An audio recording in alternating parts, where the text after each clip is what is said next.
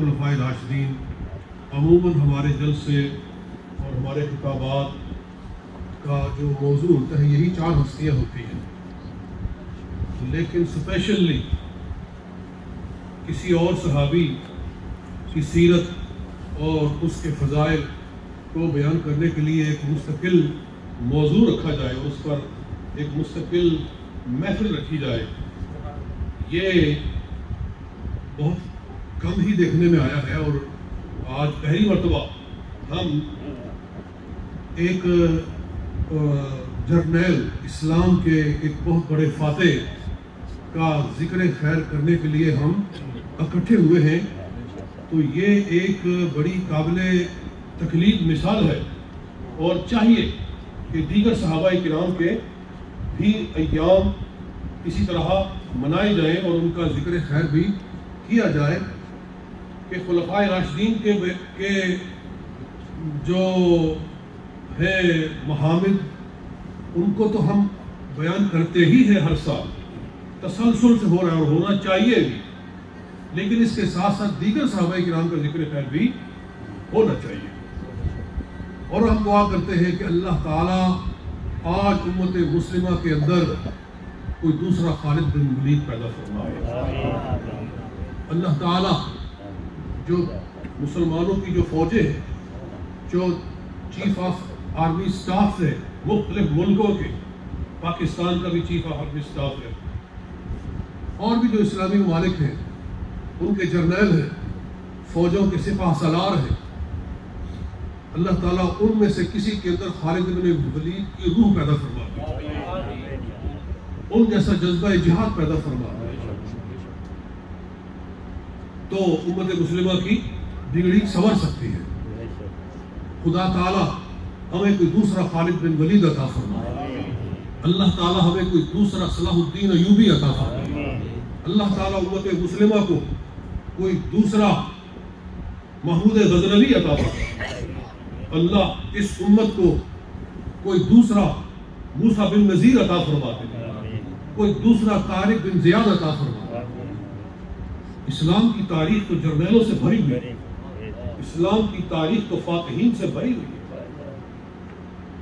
انہی میں سے حضرت خالد بن ولید رضی اللہ تعالی عنہ ہے۔ ان کا تعارف یہ ہے کہ ان کی والدہ حضور صلی اللہ علیہ وآلہ وسلم کی زوجہ مطہرہ جناب میمونہ بنت حارث رضی اللہ تعالی عنہا کی سگی بہن ہے۔ یہ 3 عورتیں تھیں آپس میں سگی بہنیں، ایک کا نام تھا لبابہ صغریٰ، ایک کا نام تھا لبابہ کبریٰ، اور ایک کا نام تھا میمونہ۔ لبابہ صغریٰ والدہ ہے خالد بن ولید کی، لبابہ کبریٰ بیوی ہے حضرت عباس کی، اور ماں ہے حضرت عبداللہ بن عباس کی، اور ان کی ایک بہن کا نام ہے لبابہ میمونہ، اور وہ بیوی ہے سرکار دو عالم صلی اللہ علیہ وسلم۔ یعنی اس لحاظ سے یہ رسول پاک صلی اللہ علیہ وسلم کے رشتہ دار بنے کہ ان کی جو والدہ ہیں وہ نبی پاک صلی اللہ علیہ وسلم کی سالی ہوئی، تو یہ ان کا ایک خاندانی تعارف ہے۔ اور آپ قریشی ہیں، قریش کے قبیلہ بنی مخزوم سے تعلق رکھتے ہیں۔ آپ حدیبیہ کی صلح کے بعد اسلام لائے، اور اس سے پہلے آپ احد کے اندر آئے تھے، اور آج اس کو کچھ دشمنان صحابہ کرام غلط رنگ میں پیش کرتے ہیں۔ مجھے یاد ہے کہ میں ایک دفعہ عمر چینل پہ بیٹھا ہوا تھا، اور ہم حضرت خالد بن ولید کی سیرت کو بیان کر رہے تھے، تو ایک شخص نے فون کیا اور اس نے کہا مبارک ہو کہ آپ اس آدمی کا ذکر کر رہے ہیں جس کی وجہ سے احد میں حضور علیہ السلام کے دال شہید ہوئے۔ تو ہمیں بہت افسوس ہوا کہ کیا سوچ ہے ان لوگوں کی کہ ان باتوں کا ذکر کرتے ہیں جو ان کے اسلام کے قبول کرنے سے پہلے کی ہے. اور ابھی مولانا مجھ سے پہلے بیان کر رہے تھے کہ نبی اکرم صلی اللہ علیہ وسلم نے کیا ارشاد فرمایا کہ الاسلام یمحو ما قبلہ، اسلام اپنے سے پہلے والی ساری ہسٹری کو، بری ہسٹری کو، یعنی یہ بھی ایک بات یاد رہے، اسلام اپنے سے پہلے والی نیکیوں کو ختم نہیں کرتا، برائیوں کو ختم کر دیتا.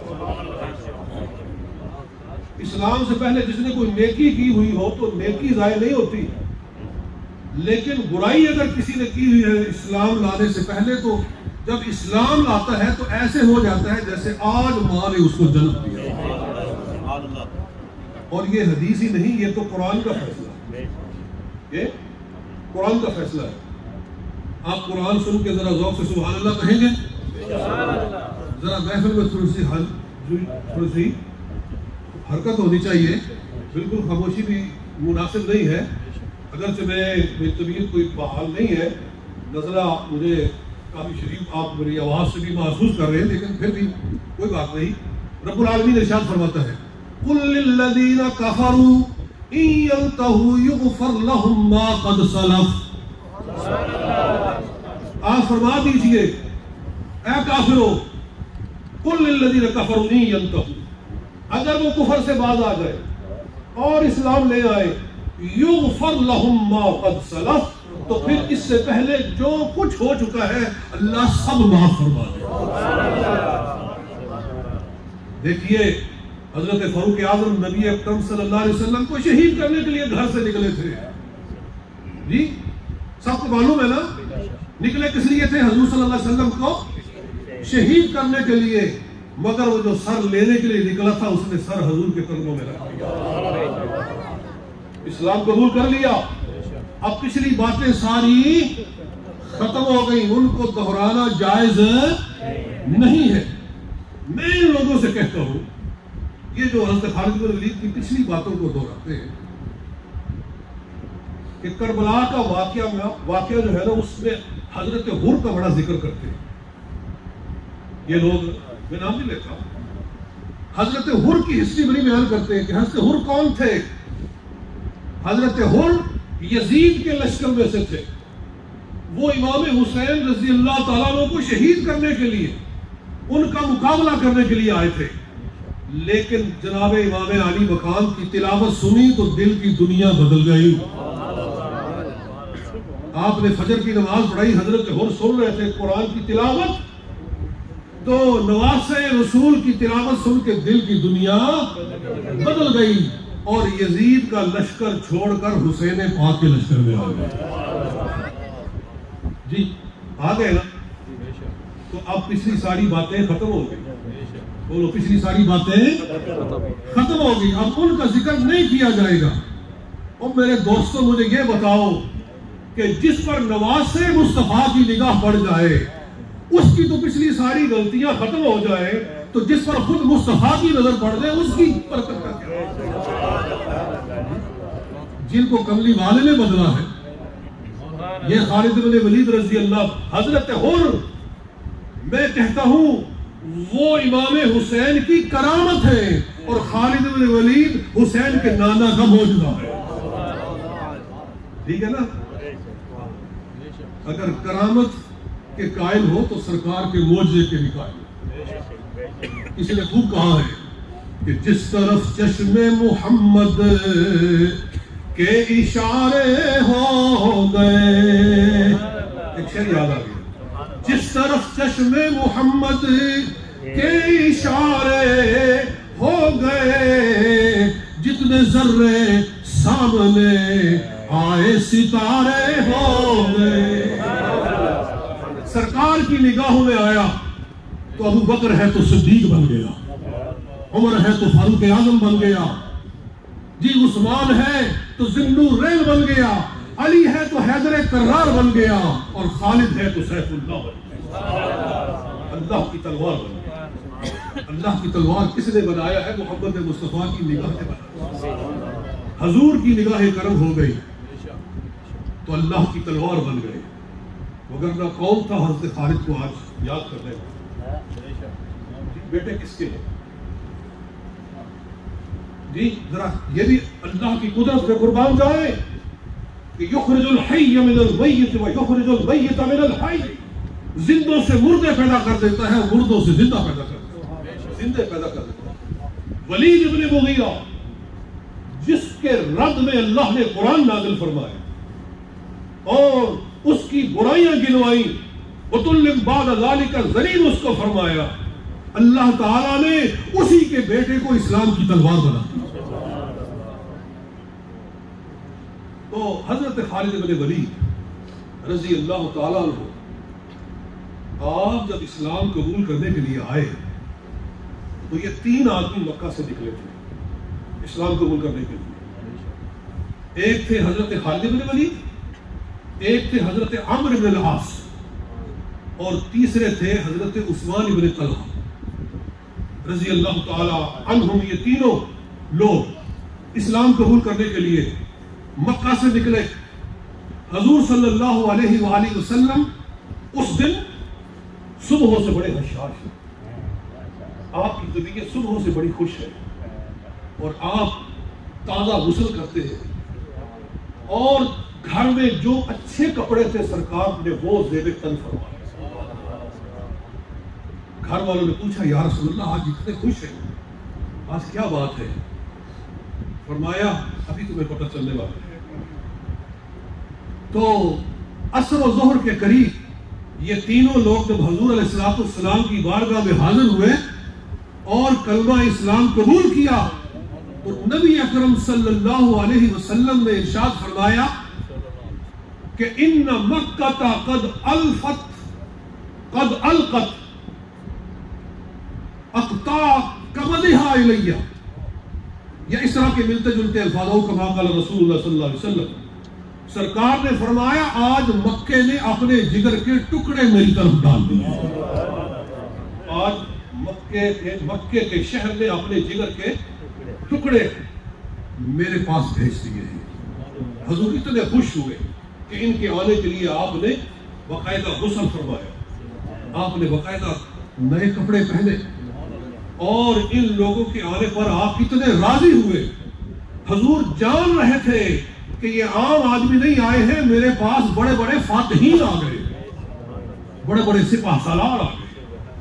عمرو بن العاص رضی اللہ تعالیٰ عنہ کو چھوٹی شخصیت ہے، فاتح مصر۔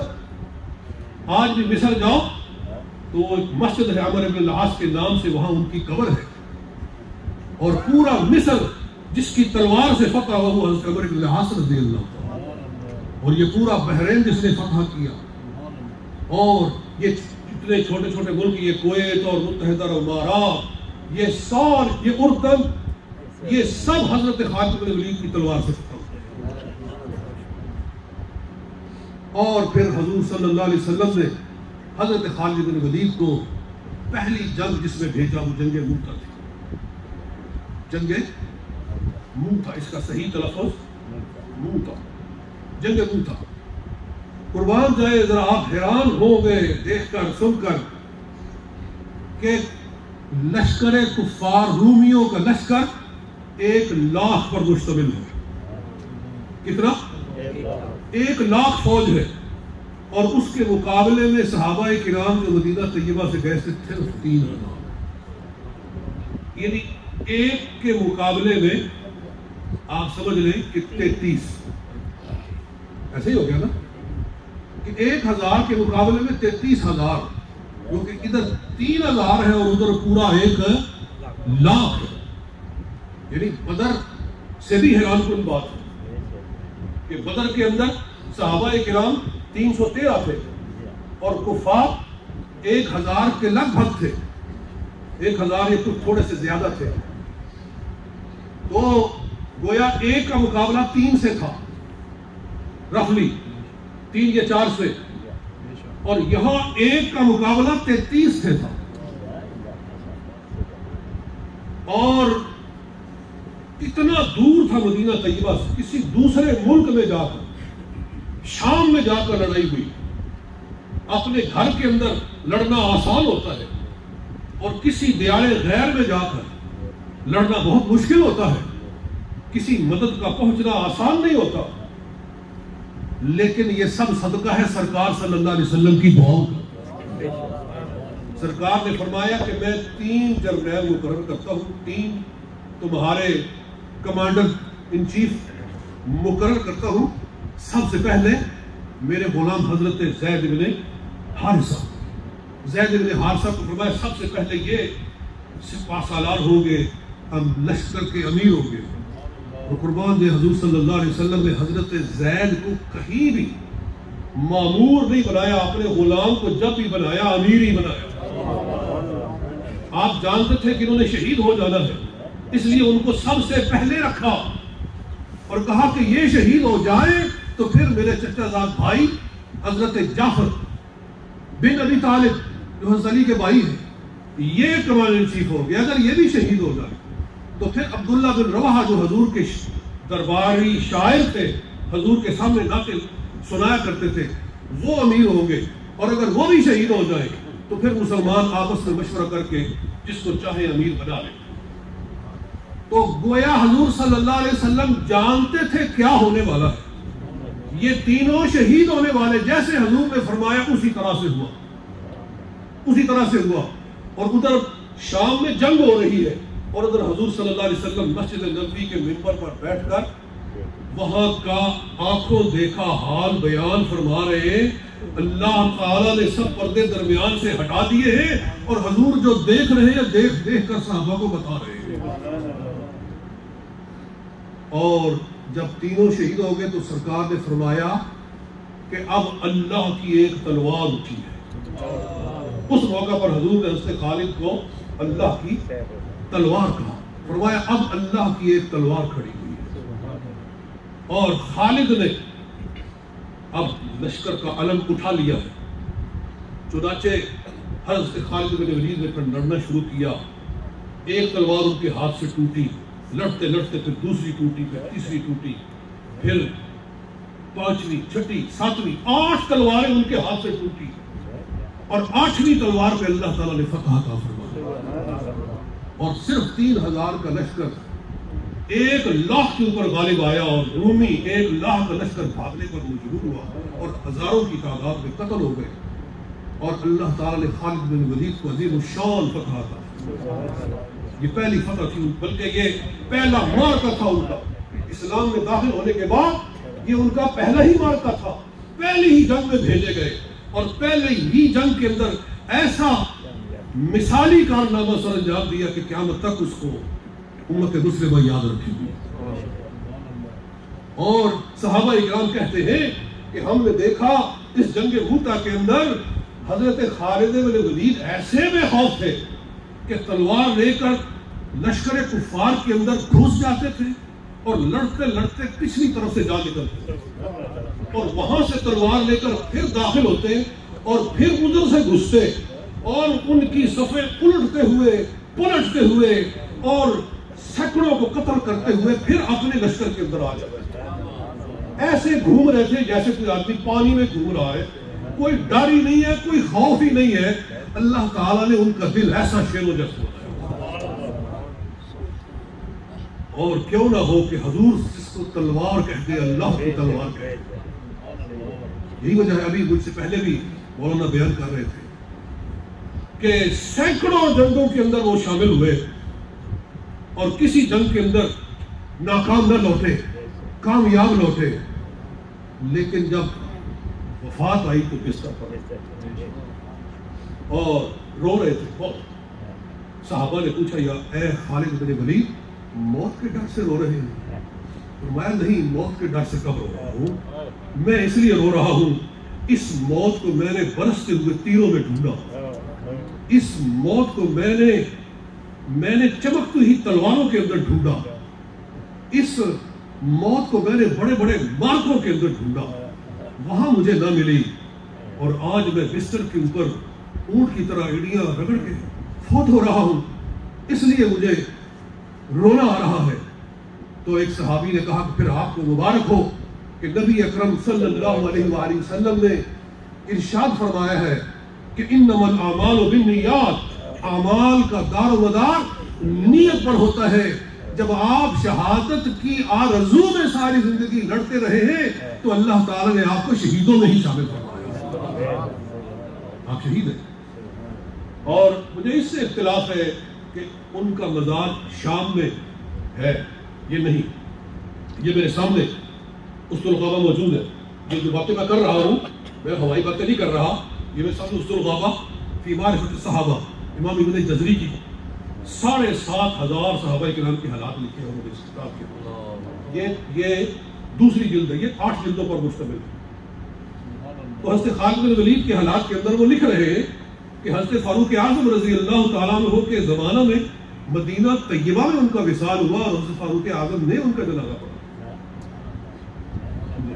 مدینہ میں فوت ہوئے، مدینہ طیبہ کے اندر، اور حضرت فاروق اعظم نے ان کا جنازہ ادا کیا۔ بلکہ یہ بھی لکھا ہوا ہے کہ حضرت خالد بن ولید کی اولاد کوئی نہیں تھی اور انہوں نے اپنا وصی حضرت فاروق اعظم کو بتایا، یعنی کہ میرے وصال کے بعد جو میرے معاملات ہیں مالی یا دیگر گھر کے، ان سب کو یہ سیٹل کریں گے، وہ آپ نے حضرت فاروق اعظم کو اپنا وصی بنایا۔ تو یہی صحیح ہے کہ آپ مدینہ طیبہ کے اندر فوت ہوئے۔ حضرت خالد بن ولید رضی اللہ تعالیٰ عنہ، آپ کا وہ بھی کارنامہ ہے کہ جب مکہ شریف فتح ہوا تو حضور صلی اللہ علیہ وآلہ وسلم مکہ شریف میں جنوب سے داخل ہوئے اور حضرت خالد بن ولید کو ایک لشکر دے کر بھیجا کہ تم شمال سے داخل ہو، ادھر سے میں داخل ہوں گا، ادھر سے تم داخل ہو۔ وہ ادھر سے داخل ہوئے تو سرکار صلی اللہ علیہ وسلم نے اعلان فرمایا ہوا تھا کہ جو آدمی بھی تلوار نہ اٹھائے اسے نہیں مارنا، جو آدمی بھی اپنے گھر کا دروازہ بند کر لے اسے کچھ نہیں کہنا، جو حرم میں چلا جائے اسے بھی کچھ نہیں کہنا، جو ابو سفیان کے گھر میں چلا جائے وہ بھی آمن ہے، اس کو بھی امن ہے، اسے بھی کچھ نہیں کہنا۔ تو لیکن اگر کوئی تلوار اٹھائے تو پھر اس کے لیے تلوار اٹھانی ہے، اگر کوئی مقابلہ کرے۔ تو ہوا یہ کہ حضرت خالد بن ولید رضی اللہ تعالیٰ جب شمال کی طرف سے مکہ میں داخل ہوئے تو کفار کا ایک گروہ مقابلے کے لیے آیا اور انہوں نے مقابلہ کیا، تو آپ نے بھی پھر تلوار چلا دی۔ کسی نے جا کر کہا رسول پاک صلی اللہ علیہ وسلم سے کہ ادھر تو لڑائی شروع ہو گئی ہے۔ حضور صلی اللہ علیہ وسلم نے فرمایا خالد سے کہو کہ تلوار کو نیام میں کرے، فرمایا کہ ضع سیفہ، کہو کہ اپنی تلوار رکھ دے، اپنی تلوار رکھ دے۔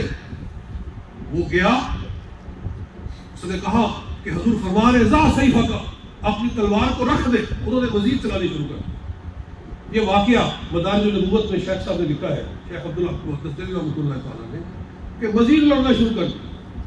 پھر آدمی کہ یا رسول اللہ میں نے کہا ہے کہ حضور آپ کا پیغام پہنچایا ہے کہ تلوار رکھ دو، لیکن وہ تو مزید لڑنا شروع ہو گئے۔ فرمایا اسے پھر کہو کہ تلوار رکھ دے۔ 3 دفعہ ایسا ہوا لیکن وہ لڑتے ہی جا رہے ہیں۔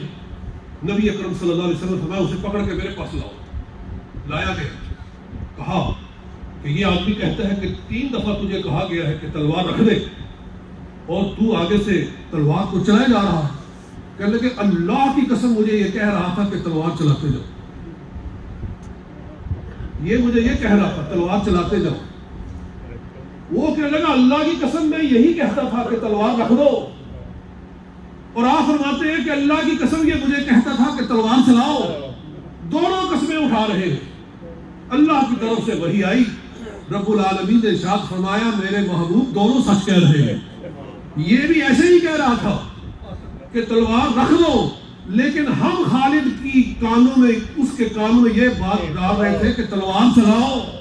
ہم کہہ رہے تھے، ہم اس کے دماغ میں یہ بات ڈال رہے تھے، ہم آواز یہ ڈال رہے تھے، اور وجہ اس کی یہ تھی کہ اے میرے محبوب جب حضرت امیر حمزہ شہید ہوئے تھے تو اس وقت آپ نے کہا تھا کہ اگر مکے والے مجھے ملے، میرے قابو میں آئے مقابلے میں تو میں ایک اپنے چچا کے بدلے میں ان کے 70 قتل کروں گا۔ اس وقت ہم نے روک دیا تھا آپ کو کہ لیس لک من الامر شیء او یتوب علیہم او یعذبہم فانہم ظالمون، ہم نے آپ کو روک دیا تھا کہ ایسا نہ کہو، لیکن اے محمود تیرے منہ سے نکلی ہوئی بات کو ہم نے پورا کر کے چھوڑا، تو وہ پورا کر کے چھوڑا۔ تو مجھے جو وقت دیا گیا وہ قریب قابل کے اذان کی آواز بھی آ گئی ہے، تو ابھی تو میرے پاس بہت طویل موضوع ہے، طویل مضمون ہے، جو کچھ میں نے کہے مولا پاک کو منظور فرمائے۔ وما علینا الا البلاغ۔